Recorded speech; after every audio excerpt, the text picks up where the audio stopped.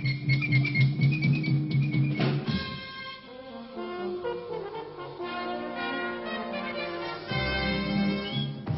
Congrès réuni à Versailles aujourd'hui a adopté le projet de modification de l'article 61 de la Constitution par 488 voix contre 273. Vous entendrez le commentaire du président de la République dans un instant. Il y a une majorité dans l'opinion et au Parlement pour continuer la modernisation et la réforme de la France. La France et le Canada ont une vocation à coopérer, déclare le Premier ministre en recevant M. Trudeau, chef du gouvernement canadien.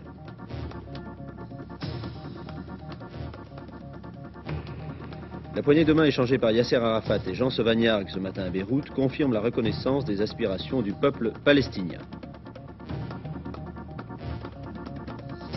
Notre dossier aujourd'hui, l'emploi. Davantage de demandeurs d'emploi en France en septembre, ils sont maintenant plus de 500 000.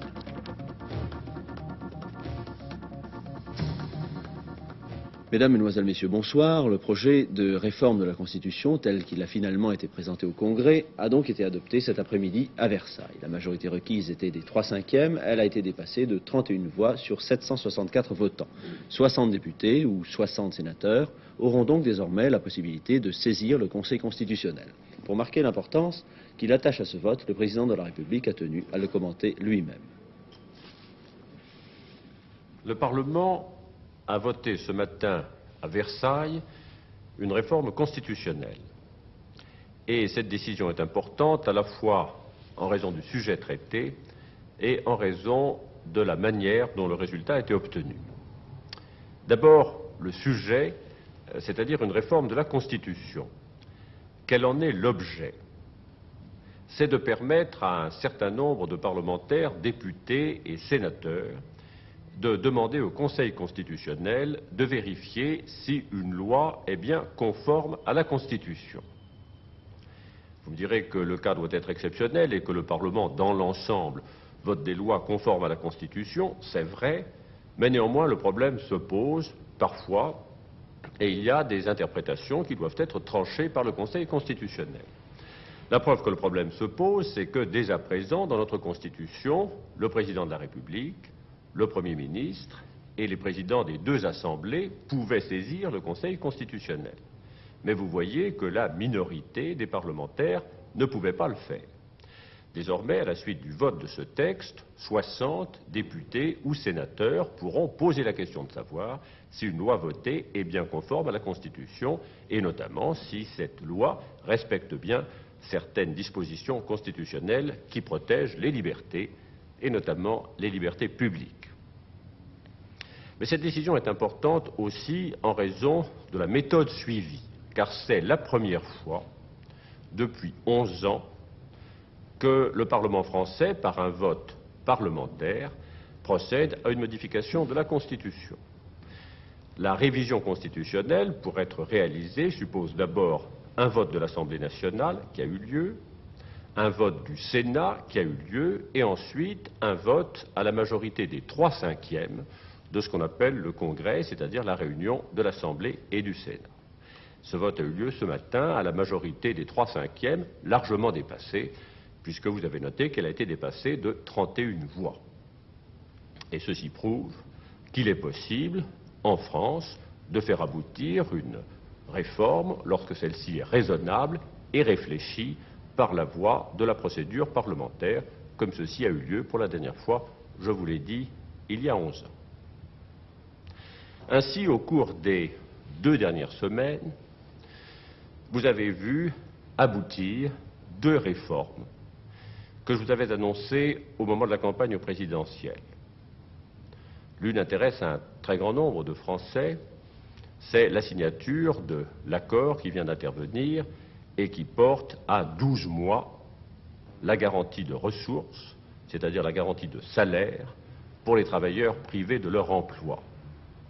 Et l'autre disposition qui intéresse tous les Français, c'est la réforme de la Constitution pour donner certains droits, certains statuts à l'opposition. Ainsi, vous voyez que progressivement, en France, la réforme chemine. Et malgré les critiques que vous entendez, malgré les oppositions qui s'expriment, que constatons-nous? nous constatons qu'il existe en France une majorité dans l'opinion et une majorité dans le Parlement, qui vient de le dire, pour continuer la modernisation et la réforme de la France. Le Congrès avait commencé ses travaux ce matin vers 10 heures. C'est après une suspension de séance, à l'heure du déjeuner, que le président Edgar Faure est remonté à la tribune pour annoncer les résultats du vote des parlementaires. Il était alors 16h45. Résultat du dépouillement du scrutin. Nombre de votants, 764. Suffrages exprimés, 761.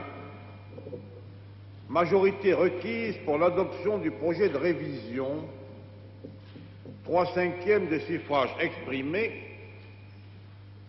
457. Pour l'adoption, 488.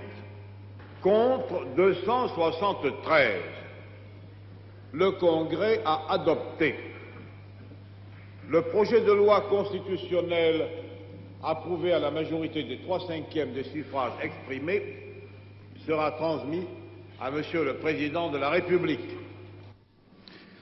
Pour obtenir la majorité des 3/5, il fallait 457 voix. Il y en a eu 488, donc 31 voix de plus que la majorité nécessaire pour que le projet soit adopté. Les commentaires politiques porteront sur ces 31 voix, car qui, il y a quelques jours encore, dans la course au pronostic, aurait pensé qu'une aussi large majorité puisse se dégager sur un texte qui, il faut bien le reconnaître, ne mobilisait pas l'opinion et même les parlementaires.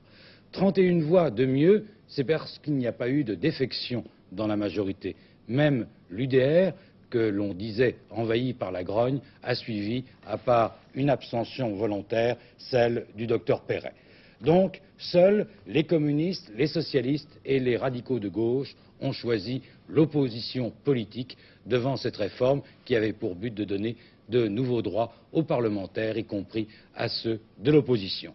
31 voix de mieux, c'est aussi l'affirmation d'une nouvelle majorité au Sénat. En effet, le groupe de la gauche démocratique, dans l'opposition il y a encore quelques semaines, s'est divisé en deux camps aujourd'hui. Sur 35 sénateurs de ce groupe, 18 ont voté pour la réforme, 16 l'ont rejetée.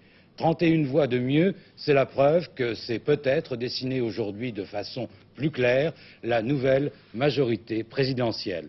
C'est sans doute pour cela que le chef de l'État a voulu commenter il y a un instant ce vote, car sans doute estime-t-il que 31 voix de mieux lui donnent une arme supplémentaire pour poursuivre sa politique qu'il veut être une politique de réforme.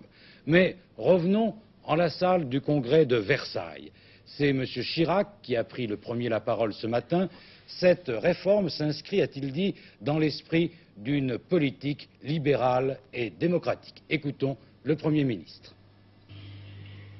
Telle qu'elle est maintenant soumise au Congrès, cette réforme constitutionnelle apparaît comme un complément important de notre régime démocratique. Il ne s'agit pas, contrairement à ce que certains voudraient faire croire, d'un simple aménagement de procédure ou d'une amélioration superficielle du texte. C'est une protection nouvelle que nous apportons aux minorités, c'est une reconnaissance supplémentaire des droits de l'opposition. Il n'est de véritable démocratie que dans la sauvegarde du libéralisme politique, ce qui implique le pluralisme des idéologies et donc le respect de la décision majoritaire. C'est la charte fondamentale de notre société. Nos institutions sont tout entières dominées par le souci de concilier l'expression libre et démocratique de la volonté populaire avec le respect de cette même volonté lorsqu'elle s'est exprimée conformément à la loi. Je regrette bien sûr que les votes émis aussi bien à l'Assemblée nationale qu'au Sénat aient montré que les représentants de toute une partie de l'opinion n'ont pas cru devoir s'associer à cette réforme. Je respecte leurs décisions. Mais le jour ne viendra-t-il jamais où, au-delà d'opinions légitimement opposées, nous saurons ensemble reconnaître ce qu'il peut y avoir de bon et de salutaire dans une institution nouvelle, tout entière dominée par le souci d'affermir un peu plus cette démocratie qui est notre bien commun. Après l'intervention du Premier ministre, ont alors commencé les explications de vote des porte-paroles des groupes parlementaires. Écoutons d'abord ceux de l'opposition. Leurs principaux arguments: nous perdons notre temps, le pays a d'autres soucis, ou encore, quant à réformer la Constitution, autant le faire sérieusement, c'est-à-dire profondément. Et nous refusons à cautionner ce qui n'est une fois de plus qu'une apparence de solution aux problèmes tels qu'ils se posent réellement. Nous voterons contre votre projet. Nous sommes partisans d'une profonde réforme constitutionnelle. Nous l'avons très clairement dit et nous en avons publié les modalités. Mais nous sommes trop respectueux du pouvoir constituant pour en galvauder l'exercice dans des improvisations de circonstances et de fausses solutions. S'il nous était donné quelques jours, à notre tour, de vous conter Versailles, nous souhaiterions que ce fût pour une grande histoire. Une histoire à la dimension de ce qui s'est passé dans cette ville il y a 185 ans. L'histoire du peuple français, recouvrant la plénitude de ses responsabilités et de ses droits. Et aujourd'hui, il voudrait, en utilisant la tribune du Congrès, faire croire à l'opinion qu'il s'agit d'élargir les droits de l'opposition. Il est vrai, si le texte qui nous est soumis, s'il était adopté, permettrait à 60 députés ou sénateurs de déférer au Conseil constitutionnel un texte de loi. Mais rien n'est changé quant aux conditions dans lesquelles ce texte de loi aurait été élaboré au sein des assemblées. La pratique quotidienne, qui consiste à rogner sans cesse le pouvoir législatif, s'en poursuivra pas moins. Nous ne sommes pas dupes. Nous refusons de cautionner devant le peuple vos pratiques antidémocratiques, votre refus d'une véritable réforme constitutionnelle mettant un terme à l'autoritarisme croissant du régime et permettant au Parlement de jouer pleinement son rôle, tout son rôle. C'est pourquoi les députés et les sénateurs communistes voteront contre le texte qui nous est soumis aujourd'hui au Congrès. C'est vrai que nous sommes favorables à une réforme de la Constitution. Nous pensons que, nécessairement, la pratique constitutionnelle, la coutume constitutionnelle qui est mise en œuvre chaque jour davantage, réduit les droits du Parlement. Faut-il alors que le Parlement, réuni en Congrès, puisse pleinement s'exprimer? Et c'est pour ça, et pour cela essentiellement, que nous souhaitons, bien évidemment, Monsieur le Premier ministre, enfin une réforme authentique, car Monsieur Marcillassi l'a dit tout à l'heure en des termes excellents, nous avons une constitution hybride, elle n'est ni parlementaire ni présidentielle, nous sommes dans une sorte de flou constitutionnel, il nous faudra en sortir, ne serait-ce que pour mieux préserver l'esprit démocratique dans ce pays. Les arguments de la majorité sont bien sûr différents. Tous les porte-paroles des groupes de la majorité ont insisté sur l'aspect démocratique et libéral du projet. Un projet, ont-ils dit, qui donne des droits à l'opposition, des droits que cette opposition ne nous aurait peut-être pas donnés si elle avait été au pouvoir. Notre vote sera favorable parce qu'en notre âme et conscience, nous jugeons bonne et utile la réforme proposée. Il y a 11 ans, le 20 décembre 1963, ceux d'entre nous qui appartenaient alors au Parlement s'étaient en cette enceinte prononcés favorablement sur une proposition de réforme constitutionnelle d'initiative parlementaire dont la minceur n'avait nulle part été invoquée comme un motif de rejet. Celle que nous examinons aujourd'hui revêt une toute autre importance dans sa signification et dans ses effets. Nous apportons une nouvelle pierre à la construction qui tend à soumettre le Parlement à la Constitution, nous allons franchir une nouvelle étape dans la construction de l'État de droit.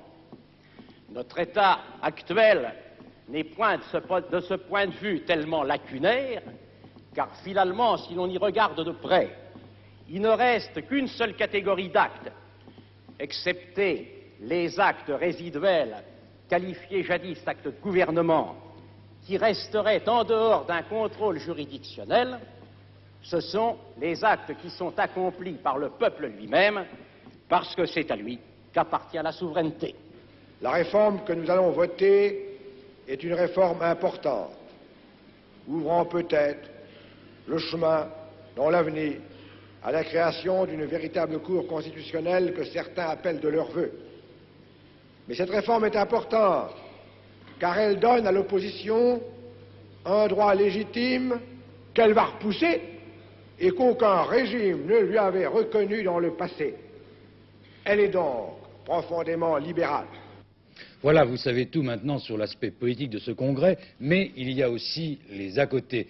Ils sont nombreux quand plus de 700 parlementaires se retrouvent à Versailles, non pas en carrosse, mais en voiture.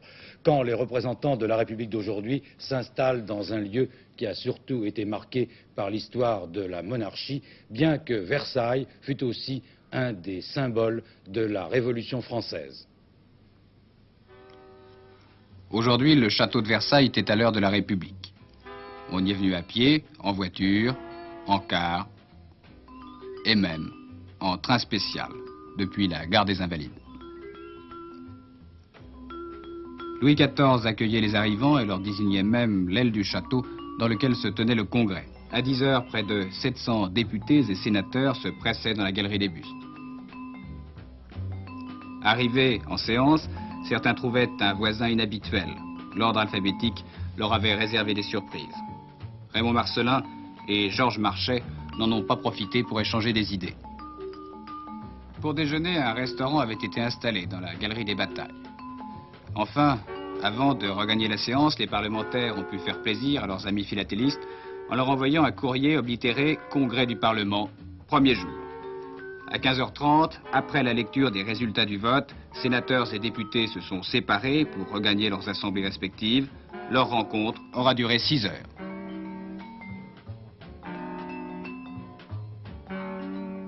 Aujourd'hui à Paris, nouveau départ dans la coopération entre la France et le Canada, avec la visite en France du chef du gouvernement d'Ottawa. M. Trudeau a rencontré M. Giscard d'Estaing en fin d'après-midi et il est en ce moment son hôte à dîner. Voici le résumé de sa journée.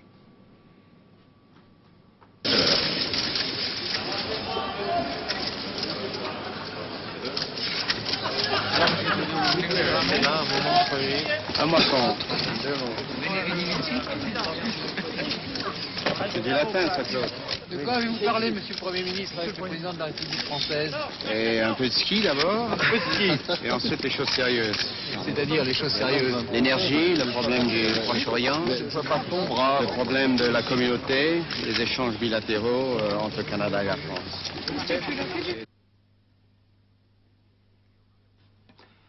À l'issue du déjeuner offert au Quai d'Orsay, M. Trudeau et M. Chirac se sont rendus à pied à l'hôtel Matignon. Ainsi, les deux premiers ministres ont-ils pu commencer leur conversation tout au long de la rue de Bourgogne et de la rue de Varennes. Après un premier entretien en tête-à-tête, les deux hommes d'État devaient être rejoints par les membres des deux délégations. Au centre de ces conversations, le problème de l'énergie. Le Canada a un sous-sol fabuleusement riche, uranium, gaz, schiste bitumineux. La France souhaite par conséquent accroître la coopération technique et industrielle entre les deux pays. De son côté, le Canada voudrait se soustraire à l'emprise des États-Unis. Et Pierre Trudeau voudrait parvenir à des accords avec les pays du marché commun, permettant ainsi à son pays une plus grande indépendance économique. Les États-Unis possèdent en effet 90% des capitaux au Canada. C'est de cet éventuel rapprochement dont Pierre Elliott Trudeau devait parler à sa sortie de Matignon. Plusieurs raisons. La première, c'est que nous voulons, dans une option que nous avons adoptée il y a déjà plusieurs années, 4 ou 5 ans, nous voulons faire un peu contrepoids aux États-Unis. Cette présence massive sur le plan économique, financier, culturel, il faut vraiment trouver un contrepoids. L'Europe, avec laquelle nous avons des liens historiques, des liens culturels et des liens économiques, bien sûr, est un partenaire idéal. Alors nous parlons à l'Europe, à la communauté, mais nous parlons en même temps, simultanément, chacun des partenaires. Est-ce que vous comptez particulièrement sur la France pour vous ouvrir la porte de l'Europe? Oui, pour deux raisons. Raison culturelle. Enfin, le Canada est un pays bilingue, un pays qui a besoin de s'appuyer sur la France pour maintenir notre identité du fait français. Et également parce que la France est un pays qui, dans le domaine technique, dans le domaine économique, dans le domaine social, est à la pointe des événements. Et c'est très important pour nous d'avoir des relations bilatérales excellentes avec la France, ce qui est déjà bien commencé, n'est-ce pas, Monsieur le Premier ministre? Demain, le Premier ministre canadien aura de nouveaux entretiens avec les dirigeants français et dans l'après-midi, il se rendra à la Sorbonne où il a fait une partie de ses études.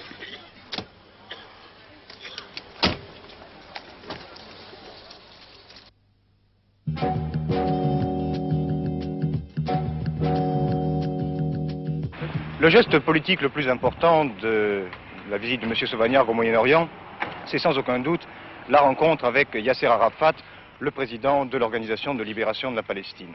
Côté palestinien comme côté français, on attache une très grande importance à cette prise de contact. Elle résulte pour les Français d'une analyse de la crise au Proche-Orient, selon laquelle il n'y aura pas de paix définitive sans un accord qui tienne compte des aspirations des Palestiniens.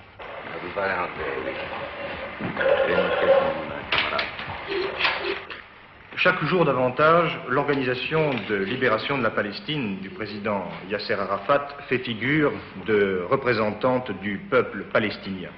L'ONU vient d'ailleurs de le confirmer en invitant cette organisation et son leader à participer à ces débats sur la crise du Proche-Orient. Dans ces conditions, le gouvernement français ne voyait plus d'inconvénient à rencontrer au grand jour l'un des partenaires de la crise. Pour les Palestiniens aussi, la rencontre Arafat-Sauvagnargues présente un grand intérêt. Elle est une étape de plus dans l'officialisation de l'OLP. Considérée hier encore comme une organisation terroriste, la résistance palestinienne s'efforce de devenir un interlocuteur autorisé au sein de la communauté internationale. M. Sauvagnargues a fait remarquer ce matin à M. Arafat, au cours de l'entretien qu'ils ont eu, que les activités de l'Organisation pour la libération de la Palestine devraient s'exercer politiquement, ce qui implique la renonciation au terrorisme. Au cours d'une conférence de presse, le ministre français a estimé que cette rencontre avait été utile.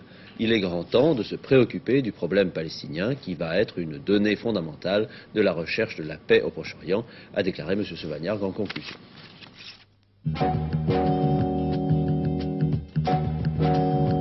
Lorsqu'un bateau risque de prendre l'eau, on cherche bien sûr à colmater les brèches. Eh bien, de la même façon, c'est pour s'efforcer de combler une partie du déficit financier de la communauté que les 9 ministres des Finances européens sont réunis ici aujourd'hui à Luxembourg. Comment y parvenir? L'idée est simple, elle émane de M. Jean-Pierre Fourcade et consiste tout simplement à lancer un emprunt européen. Le premier, c'est à noter dans l'histoire de la communauté, un emprunt de 14 milliards de francs environ qui permettra aux pays en difficulté, l'Italie ou la Grande-Bretagne en particulier, de payer une partie de la facture pétrolière. Ces 14 milliards, l'Europe pourra sans doute les trouver chez les pays producteurs de pétrole, désireux de placer dans les meilleures conditions les énormes ressources tirées de la vente de leur pétrole. Cette proposition d'emprunt avait été faite le mois dernier, depuis elle a fait son chemin et semble devoir aujourd'hui emporter l'adhésion générale.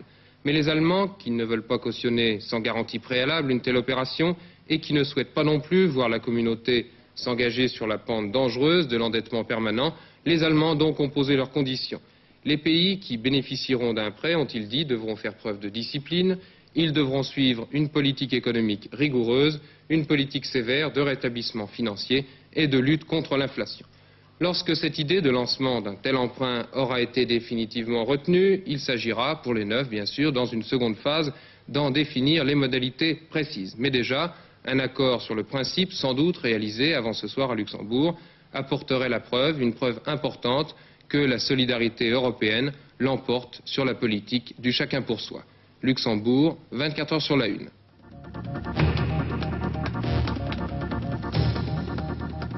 PTT, vous avez peu de chances de recevoir du courrier dans les jours prochains.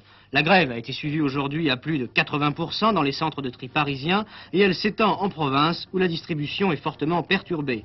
En raison de ce mouvement, seules seront acceptées à partir de demain les lettres ordinaires et les envois prioritaires. Les grévistes réclament entre autres de meilleures conditions de travail, un accroissement des effectifs et un salaire mensuel minimum de 1700 francs. Citroën en difficulté, le constructeur automobile a perdu 395 millions de francs dans les 6 premiers mois de 1974. Les ventes de voitures ont en effet chuté de près de 5%. Pour Citroën, la méfiance de la clientèle s'explique par la crise de l'énergie, la limitation de vitesse et les mesures anti-inflationnistes. Rappelons qu'une éventuelle prise de contrôle par Peugeot de la société Citroën est en cours d'étude.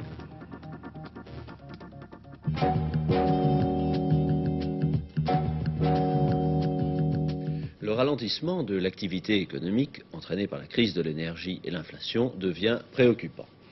Les experts s'attendent par exemple qu'en Allemagne, le nombre de chômeurs atteindra 1 million cet hiver. En France, les demandeurs d'emploi sont en ce moment plus de 500 000. C'est ce que révèlent les statistiques du ministère du Travail. En un an, le nombre de Français à la recherche d'un emploi a augmenté de 30%. La CGT et la CFDT organisent à partir d'aujourd'hui jusqu'à vendredi des journées d'action pour la garantie de l'emploi. Il y aura des manifestations et des arrêts de travail. Pendant ce temps, les négociations se poursuivent et nous avons demandé à 3 des personnalités qui se trouvent au centre de ces discussions sur l'emploi de répondre aux questions de François Gault. Fin septembre 1974, on comptait en effet 534 300 demandeurs d'emploi contre 428 300 fin août, soit 106 000 demandeurs supplémentaires en un mois. Et par rapport à l'an passé, par rapport à septembre 1973, l'effectif des demandeurs d'emploi s'est accru de 27%. Ce sont les chiffres officiels. Nous estimons, nous, que le nombre des chômeurs en France actuellement oscille autour de 700 000, car beaucoup de jeunes et de femmes à la recherche d'un emploi ne sont pas comptabilisés dans les chiffres officiels venant du ministère du Travail. En plus, il faut considérer les nombreux travailleurs victimes de chômage partiel et par conséquent de diminution sérieuse de salaire. Cette brusque aggravation de la crise de l'emploi ne nous surprend pas. Nous l'avions annoncé et prévu dès le début du mois d'août et à cette époque, M. Chirac avait contesté nos appréciations en disant que nous n'étions pas menacés par des problèmes d'emploi sérieux. Honnêtement, je ne crois pas que cette situation s'aggrave sensiblement. Et je crois que dans les mois à venir, nous verrons bien entendu des fluctuations dues à une situation économique qui reste préoccupante. Je voudrais dire simplement que, en ce qui concerne le gouvernement, le problème de l'emploi demeure pour nous préoccupant, mais il le sera toujours, il doit toujours l'être pour un gouvernement. Je ne crois pas que les choses deviennent plus graves, mais le gouvernement suivra en tout cas la situation avec beaucoup d'attention. Cette période correspond à un phénomène saisonnier. Dans ces chiffres, il y a la place sans cesse plus grande des jeunes qui recherchent un premier emploi, et les chiffres marquent également une part accrue des femmes, ce qui n'est pas un phénomène de conjoncture, mais un phénomène de société. Cependant, à l'intérieur de ces chiffres, et notamment pour la catégorie des hommes de 25 à 49 ans, il y a incontestablement un fléchissement de la tendance. Mais je dirais, ce qui est le plus préoccupant, c'est le fléchissement de l'offre. L'offre d'emploi correspondant à ces demandes. Or, le fléchissement de l'offre s'explique incontestablement par la conjoncture, les difficultés des petites et moyennes entreprises, mais surtout les inquiétudes. Les offres d'emploi présentent toujours fin septembre 1974, leur nombre était de 195 400 contre 280 800 un an auparavant. Cela représente une baisse de 30%. Nous pensons qu'il ne suffit pas d'indemniser le chômage, mais assurer le droit au travail à tout le monde. Et il est fort regrettable de constater que dans ce pays, riche, doté de grands moyens, on oblige les gens à trimer jusqu'à 65 ans, alors que des centaines de milliers de jeunes sont dans l'impossibilité de trouver du travail. Il y a là quelque chose à faire, et il faut aussi que le gouvernement et le patronat acceptent d'engager les négociations que nous ne cessons de préconiser pour la garantie de l'emploi, le droit au travail à tous. Nous avons un double souci, et ce souci est celui, je pense, de tous les Français. D'une part, maîtriser la croissance des prix, et d'autre part, maintenir le plein emploi. Or, il apparaît que souvent, les deux choses sont inconciliables. Eh bien, nous allons essayer de faire en sorte qu'elles soient conciliables et qu'en tout cas, le maintien de l'emploi soit pour nous la préoccupation dominante. Nous maintiendrons une situation de plein emploi globalement jusqu'à la fin de l'année. 75 dépendra largement de la conjoncture économique, intérieure ou extérieure. Mais quoi qu'il en soit, nous ferons tous nos efforts pour cette création de l'emploi, ce maintien du plein emploi. Et nous avons pris des dispositions pour le faire, et en cas de difficulté, nous avons accepté de signer un accord qui sera une charge importante pour les entreprises, mais qui donnera des garanties importantes aux salariés, puisque des indemnités d'attente leur seront données trimestre par trimestre et que ces indemnités pourront durer jusqu'à une année. Donc, nous avons mis en place un filet de protection sociale, mais l'essentiel restera cependant la lutte pour la création de nouveaux emplois. Du côté des chômeurs secourus, ceux que les experts considèrent comme les vrais chômeurs, en fait, les chiffres ont progressé, mais beaucoup moins rapidement. Fin septembre 1974, ils étaient 149 700 contre 145 500 fin août et contre 125 700 il y a un an. Au total, ces chômeurs secourus représentent 1,40% de la population salariée française, en Allemagne fédérale 2,50%, en Grande-Bretagne 3,10%, toujours par rapport à la population salariée, et en Italie 7,30%. L'avenir, eh bien, une chose est certaine, cet avenir dépendra finalement de la situation économique, et cela tant sur le plan international que sur le plan intérieur. Eh bien, nous allons terminer ce journal par une excellente nouvelle. C'est Léon Zitrone qui présentera les dernières informations à 22h45. Merci de votre attention. Je vous souhaite de passer une excellente soirée. Au revoir.